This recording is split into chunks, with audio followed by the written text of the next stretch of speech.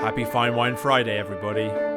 This is the last in the current series, so for something a bit different, we're going to start with a quiz. The first round is the music round. Now, you will have already spotted that this is the overture to The Flying Dutchman, Wagner's first major opera. But what year was it first staged? That's right, well done. 1843 is correct. Question 2 is on art. Staying with the watery theme, when did Turner paint Shade and Darkness, the Evening of the Deluge? Right again, it's 1843. Question 3 is on literature. What year saw the publication of Charles Dickens' A Christmas Carol? Oh, it's so close. It's actually 1843. Right, final question. This is the wine round. The Barossa Valley is home to the world's oldest surviving Shiraz vineyard. In what year was it planted? Yep, you guessed it.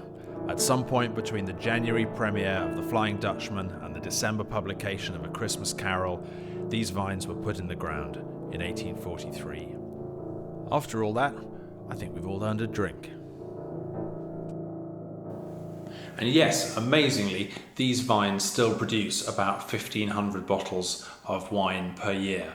They're nestled just behind the Langmeil winery in the Barossa Valley, and I'm about to taste it. I think the idea that a collection of plants, essentially, that are half a century older than any human being who has ever lived, are able to produce not just any old harvest, but a crop capable of real depth, expression, communication like this it's quite moving, really. There's a certain point where vines get older, they tend to produce more and more concentrated fruit, and that's one of the reasons that they're prized. They produce fewer grapes and there tends to be more flavour in them. But past a certain point, we find that really old vines actually ease off on the power a bit. What you get instead is profundity, endless layers of different aroma, and a subtlety of texture that you just don't get from younger vines. So as well as the expected blackberry fruit, there's something more savoury, more tomato-like in the aroma here. Even though it's aged 2 years in 3/4 new oak, the oak has all but vanished. The fruit intensity of these old vines has absorbed that wood influence. There's such a vitality to it. It's amazing to think it comes from those gnarled old stumps. Texture-wise, it's like cashmere. It's so fine, fluid, but there is a plushness to it. Certainly has a luxurious feel.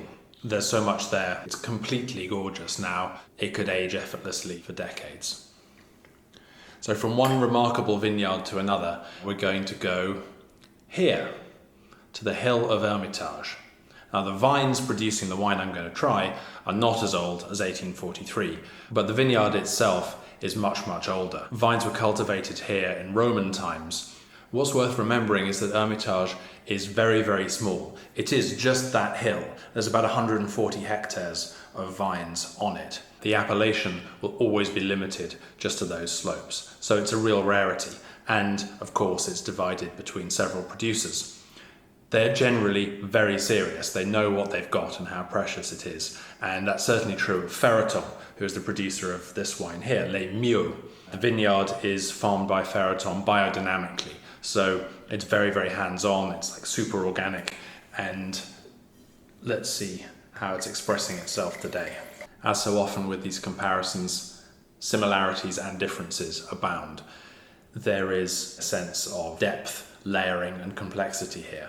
But the wine is certainly more introvert. Spice, that sense of smoke, that cedary quality that suggests the oak, but may equally be coming from the grape itself. Syrah can be smoky, especially when grown at the northern limit for ripeness, which the Northern Rhone really is. Here the structure is more assertive, and particularly the acidity. It has a fantastic brightness and freshness to it. This helps balance out what is a very concentrated and assertively structured wine. It's 18 months younger than the Langmeil, and it feels a whole lot younger too. Definitely a wine that will benefit from aging, although I'm still a sucker for its charms right now. If the Langmeil is plush and profound, the Ferraton is linear and powerful, really taut, a high wire act, and a wine that has surprising grace for the amount of concentration. As a pair, I adore them both. They really are a reminder to me of why Shiraz is perhaps my desert island grape variety, because it combines Pinot's aromatic potential with the consummate architecture of Cabernet. It has myriad faces, and yet there's always a nobility and a complexity. So I hope you'll track down these two wines on the Help for Hospitality website. And I really hope you've enjoyed this little series of videos, taking you on a tour of some of the delights that we have to offer in the higher end of our range. It's been a pleasure. I hope to see you again soon. Until then, stay well, drink better. Cheers.